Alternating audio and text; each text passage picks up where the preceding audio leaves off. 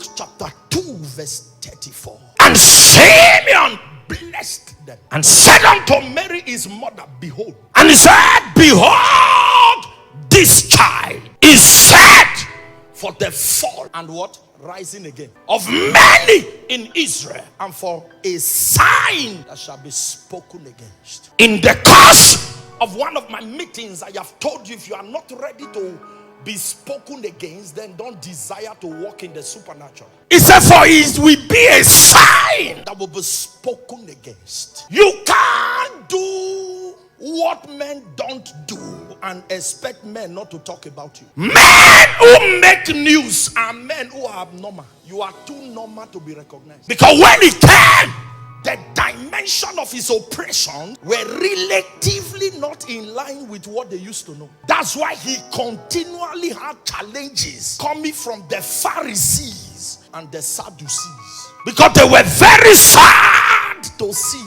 and far to see. One day Jesus came. What led them to ganging up for his crucifixion was, he said, the Son of Man had the power to bring down this temple and rebuild it in 3 days. They were confused. Say, what's this man? You have been saying too many things. What are you saying? What is he saying? That the temple that cost us everything, our fathers, generation upon generations, that you will bring it down and re-erect it in 3 days. They could not comprehend it. Stop trying to explain. They can't understand you. These things are not in the realms of the normal.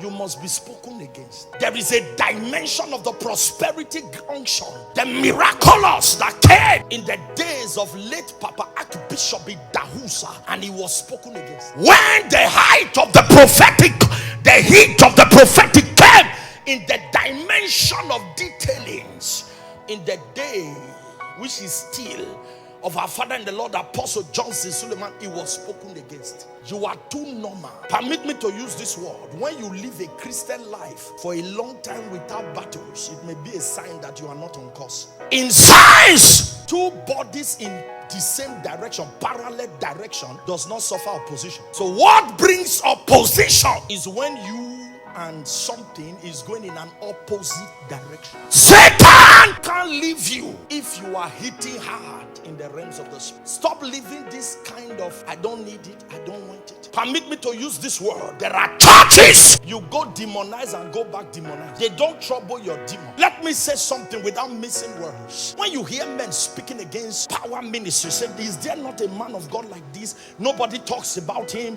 He's just living his life. Let me tell you, you can't walk in the supernatural and not get opposition. You will get demonically sponsored government opposition. You will get opposition in the realms of the spirit, because you are doing a great thing. When Jesus said, let us go to the other side, you know they had the troubled water. That was the day the sea was boisterous. Why? Because there was a man who was possessed with the demons of Nazareth, who was to be delivered, who was going to become an evangelist. Will be spoken of. So when you see shakings, the first thing you do in the midst of battles is to examine yourself, whether you are still in the faith. When you discover that you are in the faith, then brace up. Brace up. Then have an understanding that there's a breaking forth that's about to happen. That Satan is reacting to something. That's why there are times when you set your heart to seek the Lord, that's when Satan set his heart to trouble you. Jesus, after 1 year, 2 years, as it were, was never troubled again, recorded, till he became 30. So while he was in the carpenter shop, Satan ignored him. But when he went to meet John the Baptist, Satan came again. Have you not read in Job from verse 1? And God said to Satan, have you considered my servant Job? He's a man of integrity, a man that eschewed evil. And Satan said to God, is it not because you have blessed him, or you have built an edge around him? And God said, go ahead. Opposition is not just a sign that you have sinned.